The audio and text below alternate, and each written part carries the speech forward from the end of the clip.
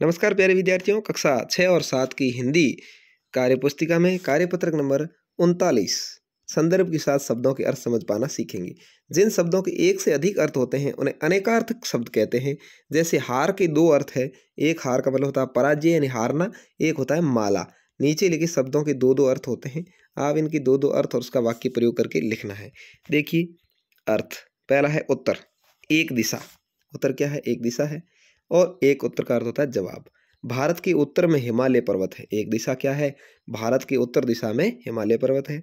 जवाब, उत्तर का अर्थ जवाब होता है। राजेश ने प्रश्न का सही उत्तर दिया। इस तरीके से वाक्य में प्रयोग करना है।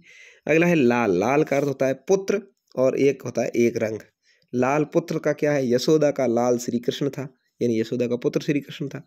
एक रंग, कविता ने आज लाल टॉप पहना है या लाल टोपी पहनी है या लाल ड्रेस पहनी है। इस तरीके से आप लिख सकते हैं। आम, आम का अर्थ होता है साधारण और एक आम होता है फल।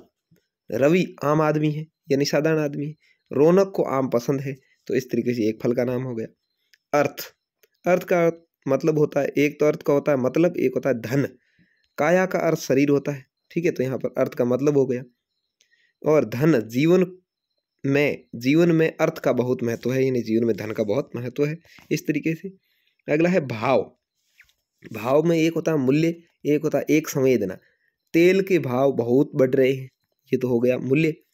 और एक है कोमल पक्षियों के प्रति दया भाव रखती है, तो यहाँ पर भाव का मतलब एक संवेदना है, उसका पक्षियों के प्रति प्यार है।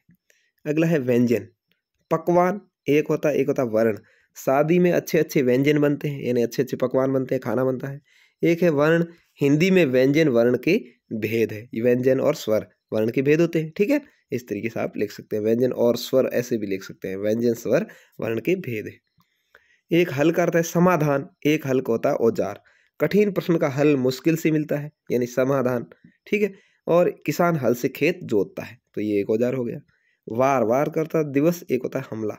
आज सोमवार है, ठीक है, तो ये वार हो गया, यानी सोम का दिन है। हमला, कभी भी पीठ पीछे से वार नहीं करना चाहिए। तो इस तरीके से आपको अनेकार्थक शब्द होते हैं, इन्हें एक से ज़्यादा अर्थ वाले, उनका इस तरीके से आपको लिख करके वाक्य में प्रयोग करना था।